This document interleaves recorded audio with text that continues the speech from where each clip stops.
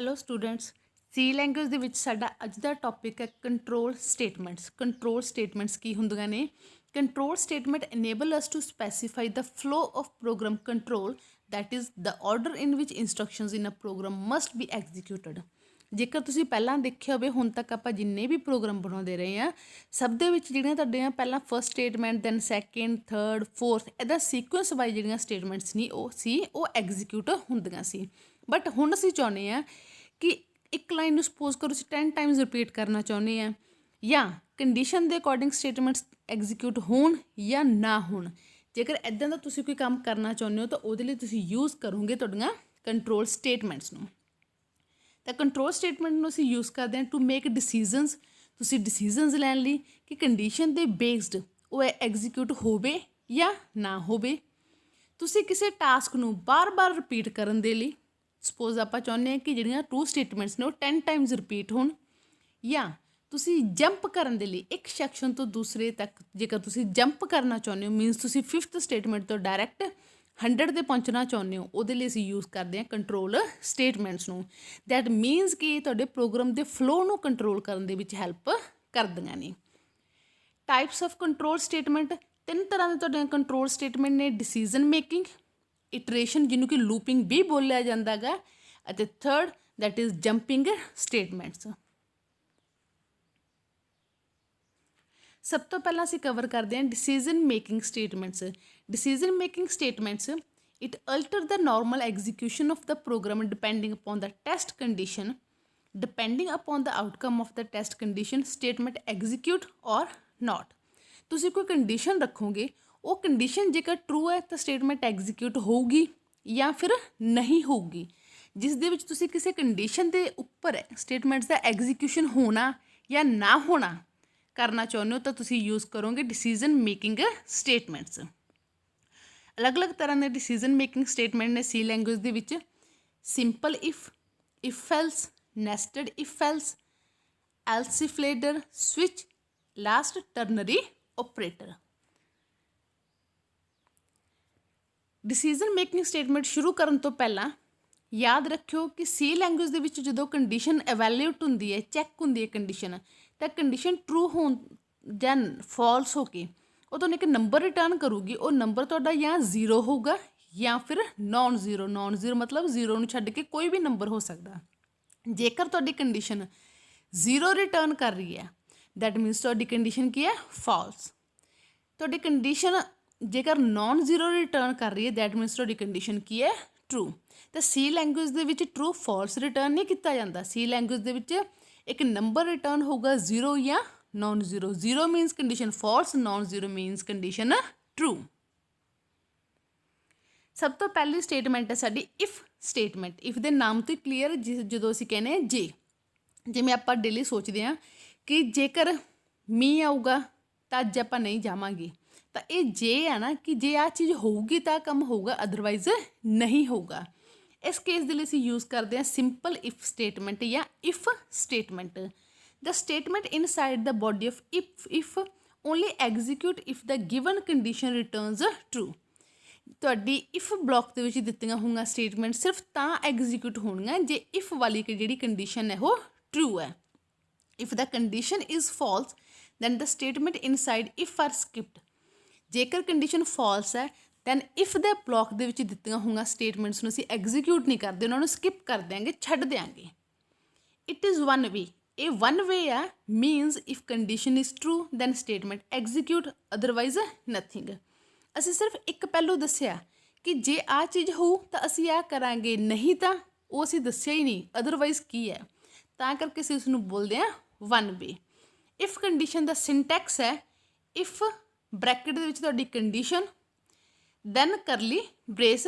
ਇੱਥੇ ਤੁਸੀਂ ਜਿੰਨੀਆਂ ਵੀ ਚਾਹੋ ਤੁਸੀਂ ਸਟੇਟਮੈਂਟ ਲਿਖ ਸਕਦੇ ਹੋ। ਇੱਕ ਜਾਂ ਇੱਕ ਤੋਂ ਵੱਧ ਸਟੇਟਮੈਂਟਸ ਹੋ ਸਕਦੀਆਂ ਨੇ ਜਿਹੜੀਆਂ ਕਿ ਤੁਹਾਡੀ ਕੰਡੀਸ਼ਨ ਦੇ ਉੱਪਰ ਡਿਪੈਂਡ ਹੋਣਗੀਆਂ।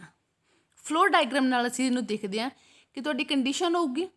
ਜੇਕਰ ਤੁਹਾਡੀ ਕੰਡੀਸ਼ਨ ਟਰੂ ਹੈ ਤਾਂ ਤੁਹਾਡੀ ਲੂਪ ਦੀ ਬੋਡੀ ਐਗਜ਼ੀਕਿਊਟ ਹੋ ਜੂ, ਮੀਨਸ ਇੱਥੇ ਤੁਸੀਂ ਜਿੰਨੀਆਂ ਵੀ ਸਟੇਟਮੈਂਟ ਦਿੱਤੀਆਂ ਨੇ ਉਹ ਸਾਰੀਆਂ ਐਗਜ਼ੀਕਿਊਟ ਹੋ ਜਾਣਗੀਆਂ, ਰਨ ਹੋ ਜਾਣਗੀਆਂ।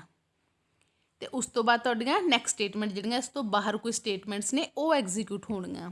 बट जेकर तुहाडी इफ वाली कंडीशन ही फॉल्स है तो वो लूप की बॉडी जिहड़ी है वो लूप की बॉडी एग्जीक्यूट नहीं होगी, वो लूप चों सीधा तुहाडी इफ तो बाहर आ जाऊगा। तो इत्थे असीं की बोलांगे कि जेकर तुहाडी इफ की कंडीशन ट्रू तो इफ का ब्लॉक आ वाला ब्लॉक एग्जीक्यूट होगा, जे कंडीशन ट्रू नहीं है तो वो इन्ना जी तुहाडी बॉडी वो एग्जीक्यूट नहीं होगी, वो इतों सीधा बाहर मतलब इस तो नीचे वाली स्टेटमेंट नूं एग्जीक्यूट करूगा। Note if there is only one statement then you do not need to use brace. जिहड़ी ब्रेस असीं इत्थे यूज़ कर रहे हैं, जेकर एक ही स्टेटमेंट है जिहड़ी कंडीशन के उपर डिपेंड है तो करली ब्रेस पाउणियां ना पाउणियां ऑप्शनल है, तुसीं छड्ड भी सकते हो। बट जेकर एक तो वध स्टेटमेंट है 2 3 10 100 उस समय जिहड़ी तुहानूं है आ बॉडी की जिहड़ी ब्रेस है वो यूज़ करनी पैंदी है। Expression in if must always enclosed in parenthesis. जिहड़ा इफ दे वाली जिहड़ी सी कंडीशन आ हमेशा काहदे विच दिंदे आंगे ब्रैकेट दे विच। Don't put semicolon at the end of the expression. तुहाडी कंडीशन के पिछे तुसीं कदे भी सैमीकोलन नहीं लगाओगे, वो गलत है। प्रोग्राम की हैल्प नाल चैक करते हैं असीं इफ स्टेटमेंट नूं।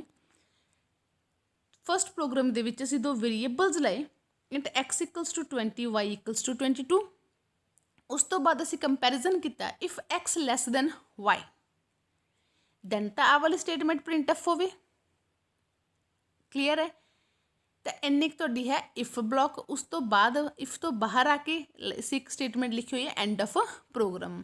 हुण इस प्रोग्राम दे विच जेकर असीं देखिए एक्स की वैल्यू तुहाडे कोल 20 है, वाई की वैल्यू 22 है, कि एक्स वाई तो छोटा गा तो ओबीएस है छोटा गा, तो असीं लूप दे बॉडी सॉरी तुहाडी इफ दी बॉडी के अंदर एंटर कर गए तो असीं मैसेज दिखाया variable x is less than y, print हो गया।